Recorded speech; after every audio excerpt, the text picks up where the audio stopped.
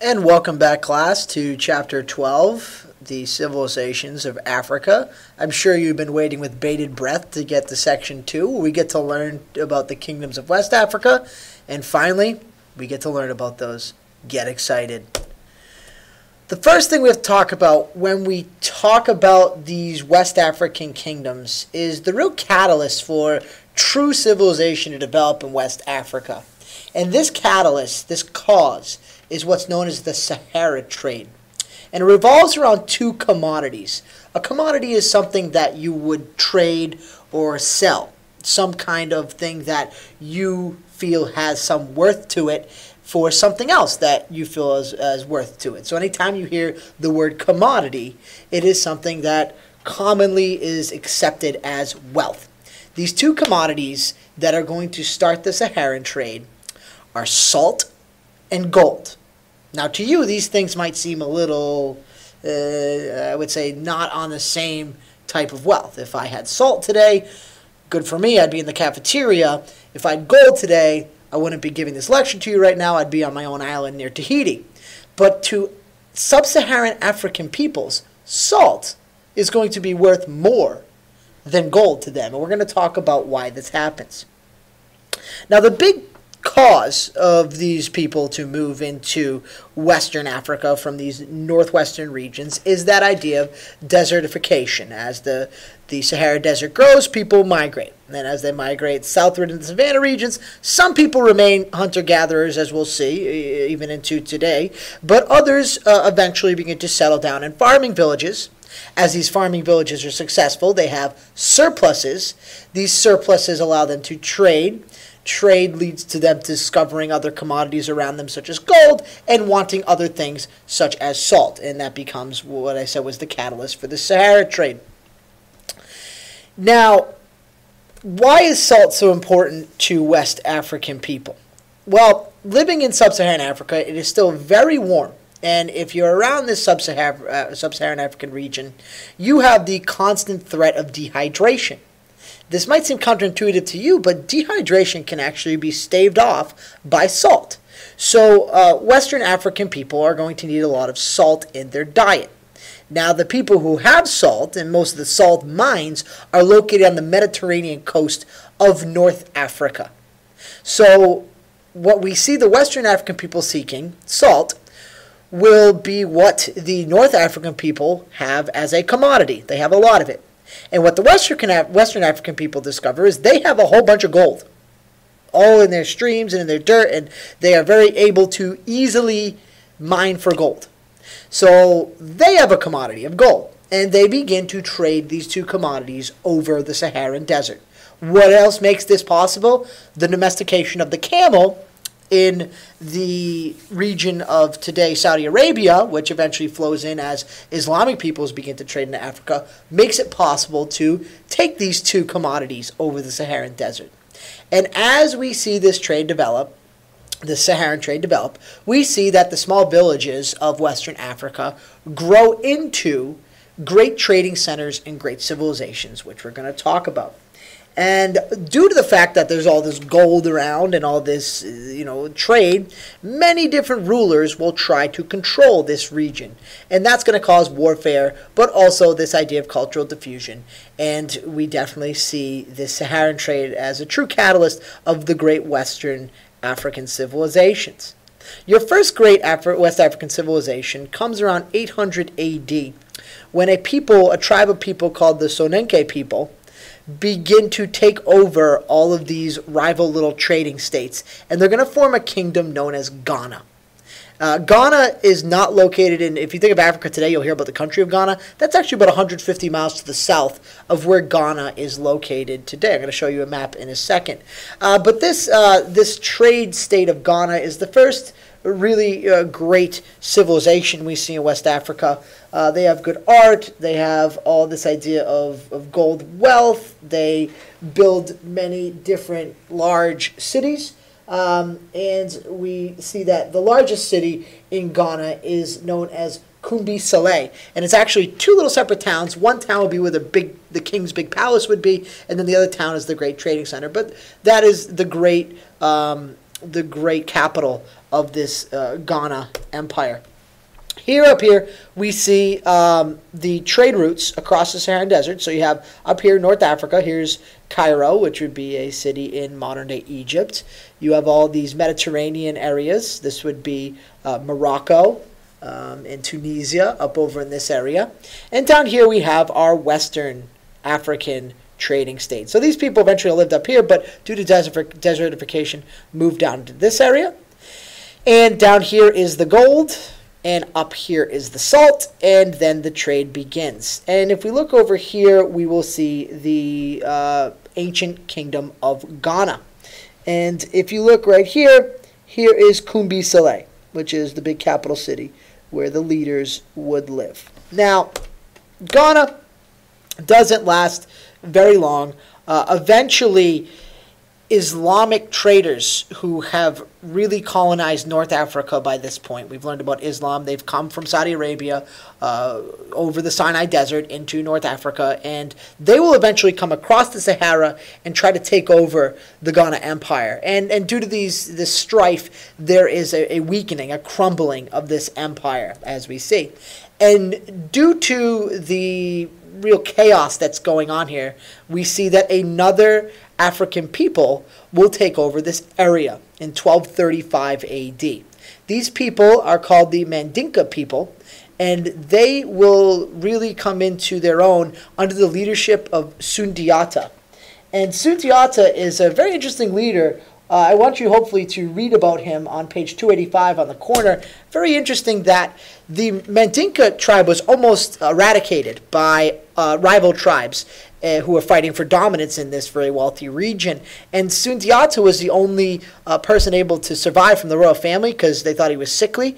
And he eventually rises up, though, to take back all of his tribe's wealth, and he eventually takes over this whole area. So I would definitely read that on page 285. It's a pretty interesting story. So as the Mandinka people take over these trade routes and they get rich on the gold and the Saharan trade, they eventually form an empire we call Mali. Now again, there's an African nation of Mali today, not exactly in the borders of this original empire, but you'll hear a lot about Mali in the news today, as they have a insurgent Islamic group in the north of Mali trying to take over the whole country. So when you hear about Mali in the news today, it's in this same region and named after these people. This empire will reach its pinnacle under one of their famous kings in Mali. We call him Mansa. His name is Mansa Musa. And Mansa Musa is the first great African leader to convert to Islam. That's very important when we think about West Africa and even Eastern Africa. We don't usually, when you're in your head, you usually think about the Middle East as Islamic, but really there is large groups of Islamic people in Africa, and Africa has a large and long Islamic history, as we've learned all about Islam. So we see Islam really having a lot of effect on Africa. Usually we don't really think about that. The great center of Mali is a city you've probably heard about, Timbuktu. Just a fun city to say. You've probably heard someone say it before. Timbuktu is the great cultural center. And as we see with Mansa Musa converting to Islam, this city of Timbuktu becomes a great Islamic center. And in 1324 AD, Mansa Musa really does something important. He takes a Hajj. We've talked about that when we learned about Islam. A Hajj is a pilgrimage to Mecca. He takes a Hajj all the way to Mecca in 1324, and this really establishes ties between West Africa and the great Islamic centers in the Middle East. And if you look on page 286 in your books, you can read all about the Hajj that Mansa Musa takes. And it's really important when we think about even today, as I told you, in the African nation of Mali, you have this strife between African non-Islamic people and Islamic radicals, and a lot of that strife in places even like the Sudan is there because of these early relationships between Africans and the Islamic peoples of the Middle East. We'll talk more about the Islamification that takes place in Africa a little later. Here we see the Mali Empire. Okay, here's Kumba Saleh, the original city of the Ghana Empire. And you see a big major river is the Niger River. And here is Timbuktu.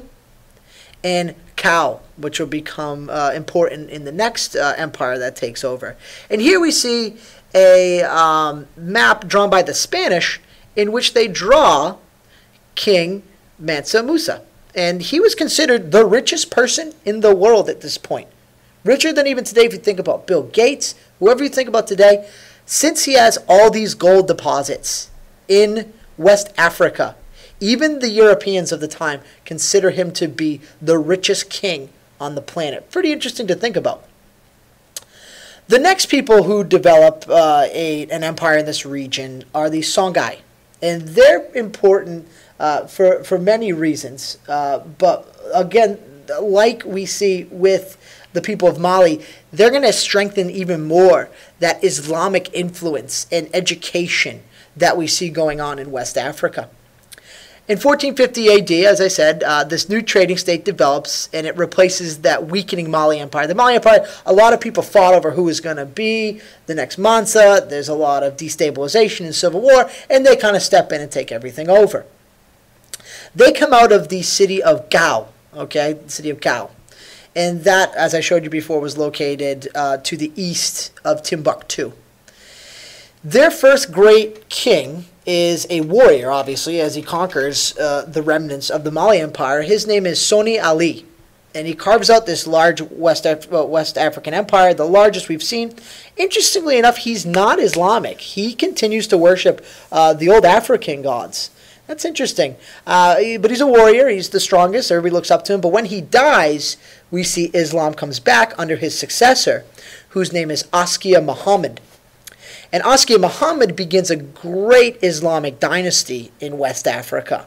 And he's really important to developing things we look at when we see civilization and really, really up-to-date governments at this time period. He develops a thriving bureaucracy. He brings in a lot of educated Islamic leaders to teach writing and reading.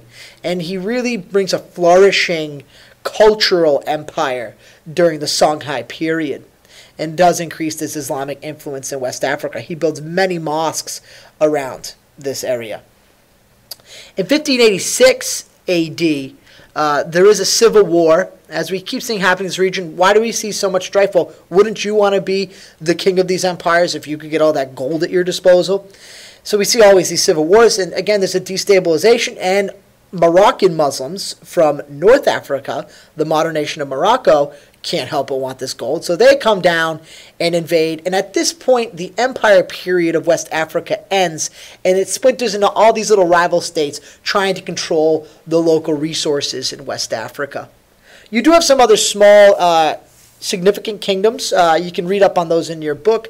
We don't have time to get into them too much. We have the people of Hausa, the people of Benin, and some of these kingdoms, in particular the Hausa kingdom, is actually ruled by queens instead of kings.